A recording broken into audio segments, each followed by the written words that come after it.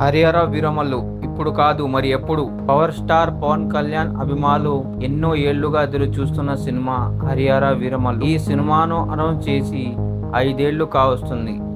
దాని తర్వాత మొదలైన భీమ్లా నాయక్ విడుదలై 3 ఏళ్లు కావస్తుంది. కానీ ఇప్పటి వరకు వీరమల్లు మాత్రం రిలీజ్ కు నొచ్చుకోలేదు. ఇదిగో అదిగో అంటూనే 5 ఏళ్లు గడిచిపోయా కానీ సినిమా మాత్రం విడుదల కానిలేదు. చివరిగా ప్రకటించిన రిలీజ్ డేట్ ఈ మార్చి 28. ఇప్పటికీ చిత్ర బృందం ఈ డేట్ కే కట్టుబడి ఉంది. కొన్ని వారాల ముందు కూడా నిర్మాత ఎం రత్నం చేసిన డేట్ కే వస్తామని ధీమాగా చెప్పారు. కానీ చూస్తుండగానే మార్చిలోకి అడుగు పెట్టేశాం. కానీ వీరమల్లు విడుదలయ్యే సంకేతం లేదు.